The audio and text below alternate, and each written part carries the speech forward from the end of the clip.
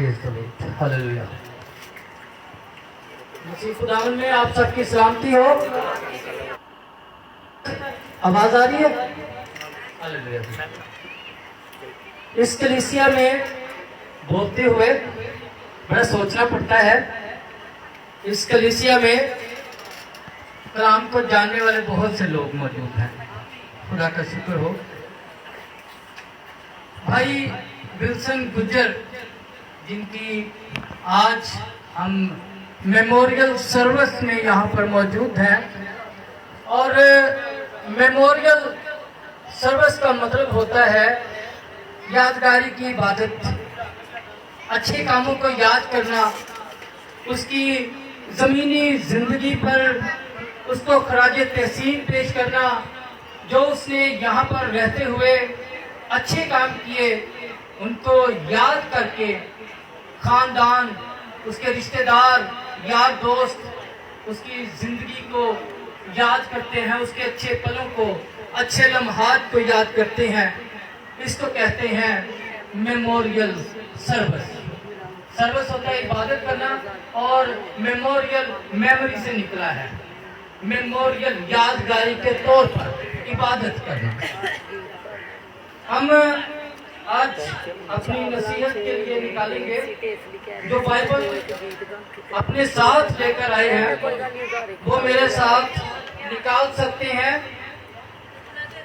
अय्यूब का सहीफा, उसका 14 बाब और उसकी पहली आयत। अय्यूब नबी का सहीफा, उसका 14 बाब और उसकी पहली आयत। खुदावंद के कलाम में यूं लिखा है, इंसान जो औरत से पैदा हुआ है वो चंद रोजा है और दुख से भरा है। खुदावंद के कलाम के सुने और समझे जाने पर उसकी खास बरकत हो। Hallelujah ji, praise the Lord. मैं सबसे पहले शुक्रगुजार हूँ अपनी बहन और खुदा की खादमा सिस्टर इवेंजलिस्ट परवीन नज़ीर साहिबा का, जो गॉड ब्लेस मिनिस्ट्री की सीनियर खादमा हैं, कि उन्होंने आज ख़ास तौर पर खुदा का कलाम पेश करने के लिए मुझे याद किया, मुझे मुंतखब किया कि आज मैं खुदा का कलाम आज तक आप तक पहुंचा सकूं। और भाई विल्सन गुज्जर जिनकी यादगारी में उनके अच्छे कामों को याद करने के लिए इस इबादत का एहतमाम किया गया, वो इनके भाई थे। मैं अपनी तरफ से अल्फा ओमेगा मिनिस्ट्री की जानिब से, इंटरनेशनल इवेंजलिकल मिनिस्टर्स एसोसिएशन की जानिब से, आइमा ग्लोबल की जानिब से, CSBM Carlos media Burke ministry south America की जानिब से, और अपनी यहाँ गली नंबर 9 की सारी टीम की जानिब से कंडोलेंस करता हूँ, इजहार ताज़ियत करता हूँ, क्योंकि जिस्मानी तौर पर बेशक ये एक बहुत बड़ा दुख होता है जो जुदाई का हमें से हर एक इंसान को फेस करना है, और हमें से हर ख़ानदान में ये वाक़या पेश आता रहा है, पेश आता रहेगा जब तक ये दुनिया, ये कायनात ख़त्म नहीं हो जाती। तो इंसान जो औरत से पैदा हुआ है वो चंद रोज़ा है और दुख से भरा है। मेरे अज़ीज़ों, जब हम जवान होते हैं, जैसे हमारे भाई विल्सन गुज्जर जवानी के अय्याम में इस जहान फ़ानी से कूच करके, जब हम जवान होते हैं हमें बड़ी कुव्वत होती है, हमें बनने संवरने की हिस्स पैदा हो चुकी होती है, हमें लड़ने झगड़ने की भी ताकत आ चुकी होती है, फख्र हमारे अंदर पैदा हो चुका होता है, गरूर हमारे अंदर समा चुका होता है। उस वक्त हमें लगता है कि शायद ये दौर इसी तरह रहेगा, ये ताकत इसी तरह रहेगी, ये घमंड इसी तरह कायम रहेगा, ये फख्र इसी तरह कायम रहेगा। लेकिन एक वक्त आता है جب ہم 60 70 طاقت ہو تو 80 کی دہائی میں داخل ہو جاتے ہیں، تو پھر ہمیں کہنا پڑتا ہے کہ انسان جو عورت سے پیدا ہوا ہے وہ چند روزہ ہے اور دکھ سے بھرا ہے۔ میرے عزیزو، لاکھوں بچے ماں کے پیٹ میں مر جاتے ہیں، ہزاروں بچے اس قاطع حمل کے ذریعے سے قتل کر دیے جاتے ہیں، بہت سارے لوگ ایکسیڈنٹ میں مارے جاتے ہیں، بہت سارے ہمارے بچے نشے کی لت میں پڑ کر مارے جاتے ہیں، بہت سارے لوگ خودکشیاں کر کے اس جہان فانی سے کوچ کر جاتے ہیں۔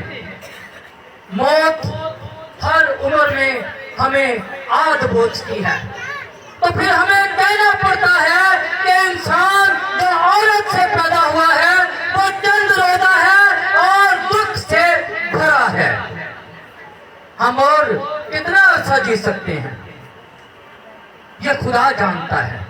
ہو سکتا ہے کہ ہمیں اگلا سانس بھی لینا نصیب نہ ہو سکتا ہے آج سورج غروب ہونے سے پہلے ہم میں سے بہت سے لوگ اس جہان فانی سے کوچ کر جائیں، ہو سکتا ہے ایک ہفتے کے اندر اندر بہت سے لوگ ہم میں جو ہیں اس وقت بیٹھے ہیں وہ موجود نہ ہوں، ہو سکتا ہے اگلے 1 مہینے تک ہماری روح جان آفرین کے سپرد ہو جائے۔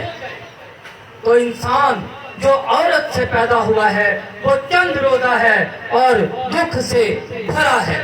صرف ایک واحد ذات ہے، زندہ ذات ہے، معجزات کرنے والی ذات ہے، ناممکنات کو ممکنات میں تبدیل کرنے والی ذات ہے، خدا کی ذات جو جانتی ہے، جس نے ہمارے دنوں کی تعداد معین کر رکھی ہے، جس نے ہمارے مہینے گن رکھے ہیں، ہمارے حدوں کو ٹھہرا رکھا ہے۔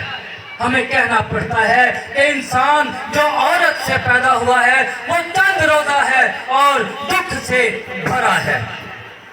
لہذا ہماری یہ جو چند روزہ زندگی ہے، ہم میں سے ہر ایک نے موت کی ہولناکی کو دیکھنا ہے۔ ہم نے ہر کسی نے موت کا ہولناک دن دیکھنا ہے۔ کسی کتاب میں لکھا ہے الدنیا مزرعۃ الآخرۃ، دنیا آخرت کی کھیتی ہے، کل نفس ذائقۃ الموت، ہر نفس نے موت کا مزہ چکھنا ہے۔ تو میرے عزیزو، ہم جب مسیح میں نہیں ہوتے ہیں اور مر جاتے ہیں، یا جب مسیح میں ہوتے ہیں تب بھی مر جاتے ہیں جسمانی طور پر، تو 5 باتیں ایسی ہیں جس دن ہم مریں گے ہمیں فیس کرنا پڑیں گی، ہماری زندگی کے ساتھ وہ باتیں رونما ہوں گی۔ اچھا ہوتا اگر آپ ہر عبادت میں کاغذ اور پینسل اپنے ساتھ لے کر آیا کریں۔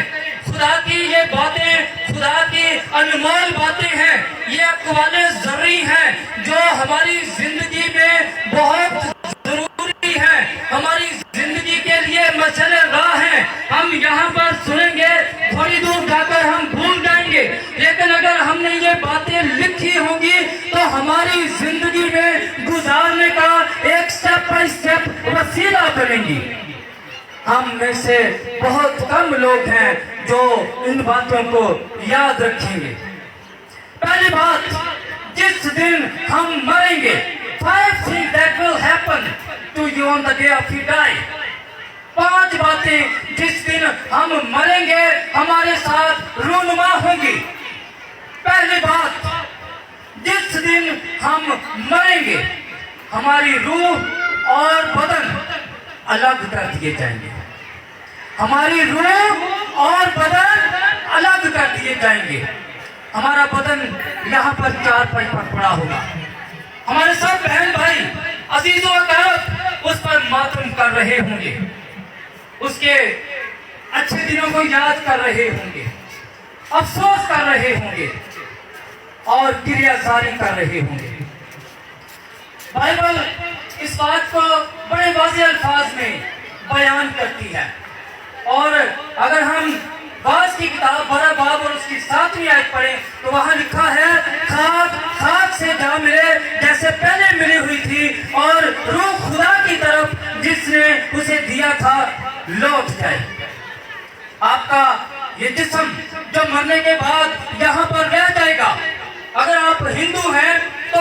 صبرانہ عمل کے ذریعے آپ کا جسم جلا دیا جائے گا۔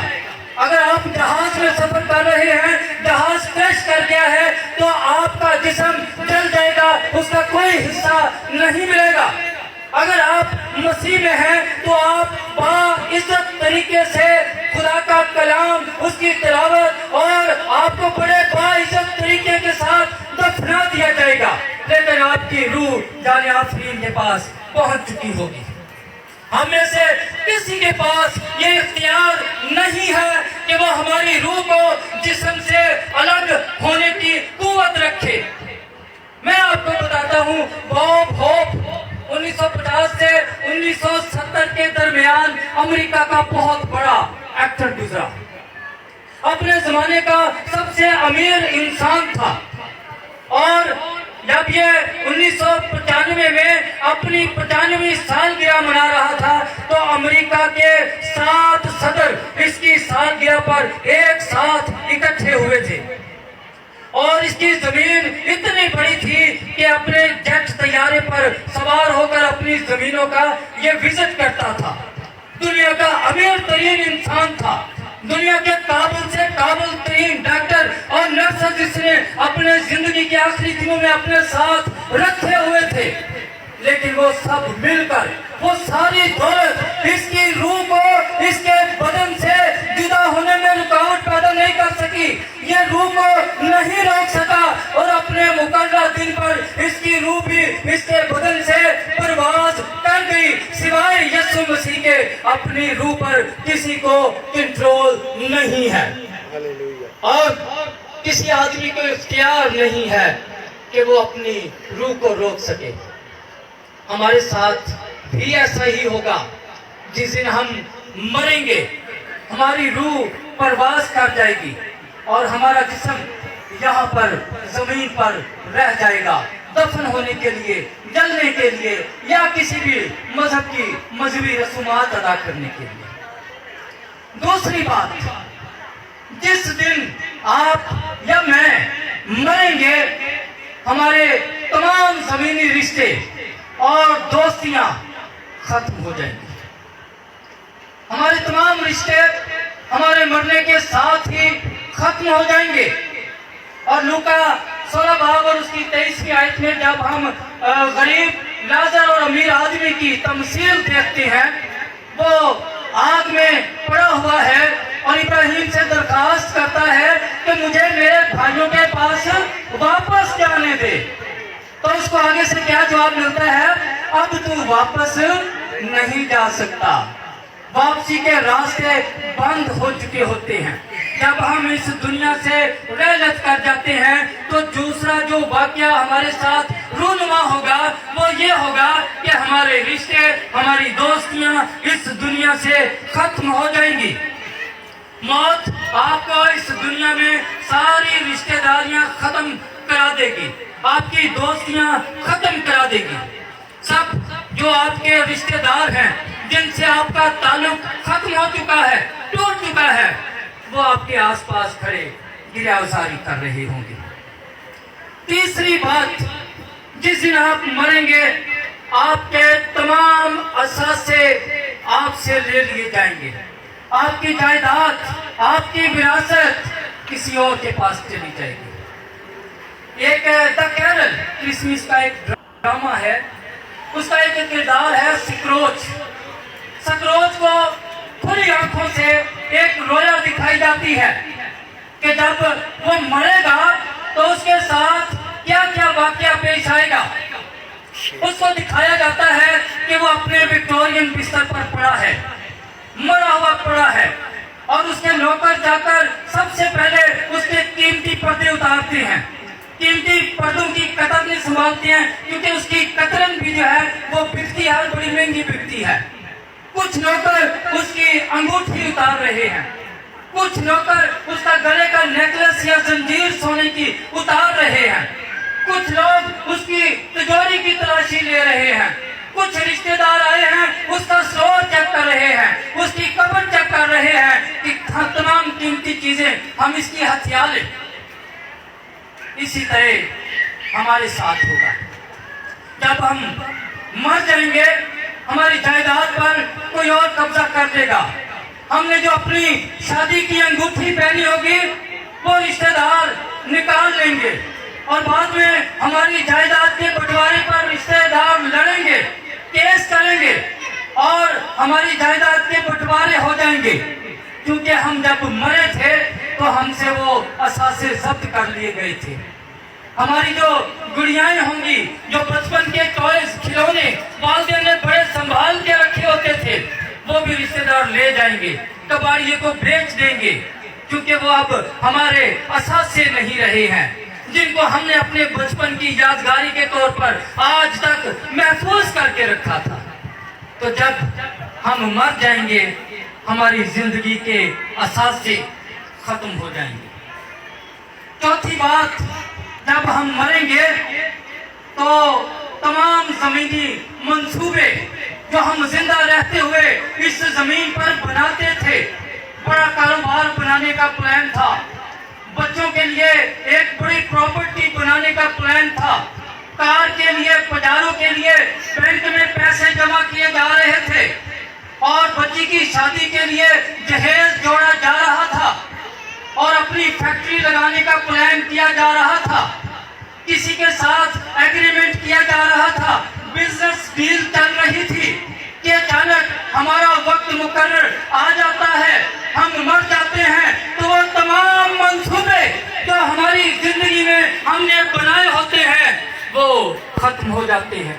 ہمارے زمینی منصوبے ختم ہو جاتے ہیں اور ہم بے یار و مددگار اپنی چارپائی پر پڑے ہوتے ہیں. وہ تمام جائیداد جس کے لیے ہم نے خدا کو بھی ٹائم نہیں دیا تھا, وہ تمام پراپرٹیز جس کو ہم نے ساری عمر محنت کر کے بنایا تھا, خداوند ہم سے ایک دن یہ کہے گا, اے نادان, اسی رات تیری جان تجھ سے طلب کر لی جائے گی. پانچویں بات, جس دن ہم مریں گے ہمارے ساتھ رونما ہوگی, وہ ہے کہ نجات کی تمام امید ختم ہو جائے گی, توبہ کا موقع ختم ہو جائے گا. ہمارے پاس پھر توبہ کا موقع نہیں رہے گا. اس کے پیچھے دعائیں اس کو نجات نہیں دے سکیں گی. اس کے پیچھے 20 جگہ بنا کے ہم اس کی نجات کا انتظام نہیں کر سکتے ہیں. اس کی موت کے ساتھ اس کے پاس توبہ کا موقع ختم, اس کی موت کے ساتھ اس کی نجات کا موقع ختم. کیونکہ ہم امیر آدمی کو دیکھتے ہیں, وہ جل رہا ہے, وہ کہتا ہے کہ اپنے بھائیوں میں جا کر منادی کرے کہ اپنے آپ کو توبہ کے لیے تیار کرے, لیکن اس کو موقع نہیں دیا جاتا کیونکہ اس کی نجات کا پلان اس کی موت کے ساتھ ختم ہو چکا ہے. اب سوال یہ بنتا ہے کہ میں نے یہ 5 باتیں آپ کے سامنے کیوں شیئر کی ہیں, کیوں بتائی ہیں, ان کا مقصد کیا ہے؟ یہ 5 باتیں جس دن آپ مر جائیں گے, میں مر جاؤں گا, ہماری زندگی میں رونما ہوگی, اس کا بتانے کا مقصد یہ ہے کہ آج موقع ہے, اپنے آپ کو تیار کر لیں, چھوڑ دیں. یہ جائیداد یہی رہ جائے گی, یہ رشتہ دار, یہ دوستیاں یہی رہ جائیں گی, یہ منصوبے جو ترقی کرنے کے لیے آپ اپنے خاندان کے لیے کر رہے ہیں یہی رہ جائیں گے. آپ کے پاس توبہ کے لیے, نجات حاصل کرنے کے لیے موقع ہے. آج یہ حادثہ ہماری بہن خدا کی خادمہ سسٹر پروین کے گھر میں پیش آیا ہے, کل کو کسی اور گھر میں پیش آئے گا, پرسوں کسی اور گھر میں پیش آئے گا, لیکن یہ واقعہ ہر کسی کے ساتھ پیش آنا ضرور ہے. آموس نبی کہتا ہے اپنے خدا سے ملنے کی تیاری کر. کیا ہم اپنے خدا سے ملنے کی تیاری کر رہے ہیں؟ ایمانداری سے اپنے گریبان میں جھانک کر بتائیے, اپنے دل میں جھانک کر بتائیے کہ ہم خدا سے ملنے کے لیے, خدا کی طرف سے جو ہماری حدیں مقرر ہو چکی ہیں, اس حد کو یاد کرنے کے لیے ہم اپنی موت کو اپنی زندگی میں کتنا یاد کرتے ہیں. اپنی موت کے دن کو ہم میں سے کتنے لوگ یاد رکھتے ہیں؟ کئی لوگ تم مجھے بھی کہیں گے لو جی پادری صاحب تے سانو بھی آ کے ڈرا رہے ہیں، پادری صاحب سانو بھی مرن لئی آ کے سنائی جا رہے بجائے خوشخبری دین دے۔ میرے عزیزوں، یہ موت ایک اٹل حقیقت ہے۔ کبوتر آنکھیں بند کر لے تو بلی بھاگ نہیں جاتی، ہماری آنکھیں بند ہو جائیں تو رات نہیں ہو جاتی، اندھیرا ہوتا ہے۔ اس لیے اس حقیقت کو تسلیم کریں کہ اپنے آپ کو اس وقت کے لیے تیار کریں۔ آج بھائی ولسن جا کر اس دنیا سے رحلت کر کے ہمیں یہ میسج دے رہا ہے کہ میں چلا گیا ہوں، آپ اپنی تیاری کریں، کیونکہ ہمارا یہ ایمان ہے کہ وہ واپس نہیں آئے گا۔ ہم اس وطن میں جائیں گے اور اس کو روبرو دیکھیں گے، تو ہم اپنے آپ کو کتنا تیار کر رہے ہیں۔ اپنی روشوں پر غور کریں، اپنے اعمال پر غور کریں، اپنی زندگی پر غور کریں۔ ایک بادشاہ تھا، اس نے اپنے 3 وزیروں کو، غور سے سننے والی مثال ہے۔ کئی لوگ اعتراض کرتے ہیں خدا کے کلام میں مثالیں کیوں دی جاتی ہیں؟ مثالیں اس لیے دی جاتی ہیں کہ آپ کو آسان کر کے بات سمجھائی جا سکے۔ بادشاہ نے اپنے 3 وزیروں کو یہ حکم دیا کہ میرے لیے اچھے اچھے پھل منتخب کیے جائیں، پورے ملک سے تلاش کیے جائیں اور میرے لیے اچھے اچھے پھل لائے جائیں۔ جس کا پھل مجھے پسند آئے گا میں اس کو انعام و اکرام سے نوازوں گا۔ وہ 3 وزیر پورے ملک میں پھیل جاتے ہیں۔ پہلا وزیر جو ہے وہ بڑے اچھے اچھے پھل چوز کرتا ہے، قیمتی پھل چوز کرتا ہے اور ایسے ایسے قیمتی اور نایاب پھل اپنے بیگ میں جمع کرتا ہے جو کبھی بادشاہ نے اپنی زندگی میں دیکھے بھی نہیں تھے۔ دوسرا وزیر وہ سوچتا ہے کہ بادشاہ نے پھل تو کھانے نہیں ہیں، بادشاہ نے چیک بھی نہیں کرنے ہیں، تو اس نے گلے سڑے پھل اپنے بیگ میں ڈال دیے۔ اور تیسرے وزیر نے یہ سوچا کہ بادشاہ نے کون سا چیک کرنا ہے، بادشاہ نے کون سا اپنے وزیروں کو بھی چیک کرنے کو کہنا ہے، میں خود وزیر ہوں، بادشاہ نے دیکھنا ہے کہ میری نافرمانی نہیں کی، میری فرمانبرداری کی ہے، میرے کہنے پر یہ پھل لے آئے ہیں، تو بادشاہ تو ہمیں ویسے بھی انعام و اکرام دے دے گا۔ تو اس نے گھاس پھوس اپنے بیگ میں ڈال دیا۔ گھاس اپنے سڑے میں جو پتے ہوتے ہیں درختوں کے وہ زمین سے اٹھائے اور اس سے اپنا بیگ پھاڑ لیا۔ تینوں اب محل میں آ گئے ہیں، بادشاہ کے سامنے کھڑے ہو گئے ہیں۔ بادشاہ تھوڑی دیر سوچتا ہے اور پھر وہ اپنے جلاد کو بلاتا ہے اور اس کو حکم دیتا ہے کہ ان 3 وزیروں کو 1 ہفتے کے لیے قید میں ڈال دیا جائے اور 7 دن تک ان کو کھانا نہیں دیا جائے، ان کے بیگ ان کے ساتھ قید خانے میں جائیں اور جو ان کے بیگ میں ہے وہی یہ کھائیں گے۔ اب جس نے بہت اچھے پھل اپنے بیگ میں بھرے ہوئے تھے اس کا تو ہفتہ بہت اچھا گزرا، اس نے بڑی عیاشی کے ساتھ اپنے 7 دن گزارے، بڑی بے فکری کے ساتھ اپنے 7 دنوں کو گزار لیا۔ اور جس نے گلے سڑے پھل اپنے بیگ میں رکھے تھے ہفتہ تو اس کا بھی گزر گیا، لیکن بڑی پریشانی کی آدمی، بڑے دکھ کرب میں اس کا وہ ہفتہ گزرا، ناک کو بند کر کے یا آنکھیں بند کر کے کسی بھی طریقے سے مجبوری کی حالت میں اس نے وہ پھل کھائے اور کسی نہ کسی طریقے سے ہفتہ گزار لیا۔ اب جس نے گھاس پھوس اپنے بیگ میں بھرا تھا وہ کتنی دیر کھاتا، کیسے کھاتا؟ وہ مشکل سے 3 یا 4 دن سروائیو کر سکا، بڑی مشکل سے، اور چوتھے دن وہ مر گیا۔ آپ مجھے بتائیے، آپ ان 3 وزیروں میں سے کون سے وزیر ہیں؟ کیا آپ اپنی زندگی کے بیگ میں گھاس پھوس بھر کے بیٹھے ہیں؟ کیا آپ اپنی زندگی میں گلے سڑے پھل ڈال کے بیٹھے ہوئے ہیں یا آپ کی زندگی کے بیگ میں بڑے اچھے پھل نایاب پھل موجود ہیں؟ اپنی روش پر غور کریں، اپنے گریبان میں جھانکیں اور اپنے دل میں جھانک کر دیکھیں۔ آج دلوں کے دروازے کھول کر دیکھیں، سچے دل سے سوچیں کہ آپ کس معیار پر ہیں۔ ایک بادشاہ کی 4 بیویاں تھیں، 4 شادیاں کی اس نے، اور چوتھی بیوی سے وہ بہت زیادہ پیار کرتا تھا۔ لیکن ایک وقت آیا، جس طرح سے ہر انسان پر وقت آتا ہے، جس طرح سے ہمارے بھائی پر وقت آیا، اس بادشاہ پر بھی وقت آ گیا۔ لیکن اس نے ایک خواہش کا اظہار کیا۔ اس نے کہا کہ میں اپنی 4 بیویوں میں سے ایک بیوی کو اپنے ساتھ لے جانا چاہتا ہوں۔ اس مقصد کے لیے اس نے سب سے چہیتی، سب سے لاڈلی، سب سے پیاری بیوی کو، جو کہ چوتھی بیوی تھی، اس کو اپنے پاس بلایا اور اس کو کہا کہ میں چاہتا ہوں کہ جب میں اگلے جہان جاؤں، اگلی زندگی میں جاؤں، تو تو میرے ساتھ جائے۔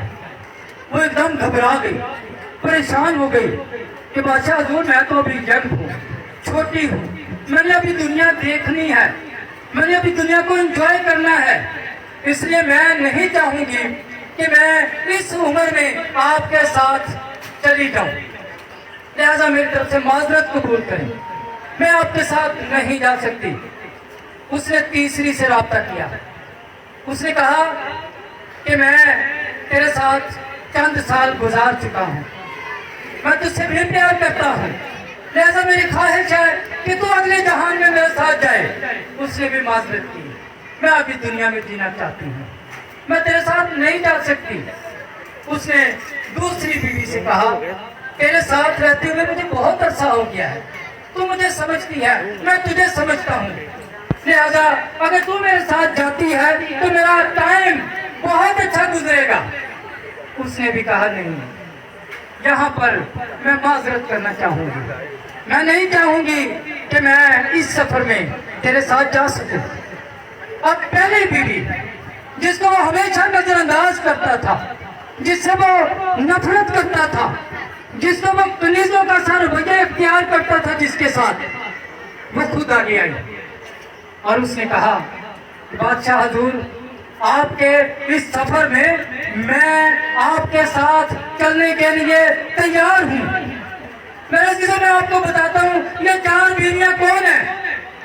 چوتھی بیوی ہماری باڈی ہے، ہمارا جسم ہے، جس پہ ہم ساری زندگی محنت کرتے ہیں، ہفتے میں 3 بار، دن میں 3 بار نہلاتے ہیں، اس باڈی کو صاف کرتے ہیں، اس کے اوپر میک اپ کرتے ہیں، اس کو طرح طرح کی کریموں سے لیس کرتے ہیں، اس کو طرح طرح کے شیمپو سے نہلاتے ہیں۔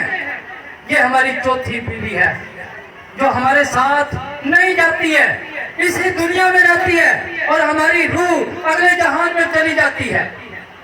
تیسری بیوی ہماری جائیداد، پراپرٹی، ہمارے محلات ہیں، جو ہمارے ساتھ جانے کے لیے تیار نہیں ہوتے ہیں، جو اسی دنیا میں رہنے کو ترجیح دیتے ہیں، کسی بھی طرح سے ہمارے ساتھ نہیں جاتے ہیں۔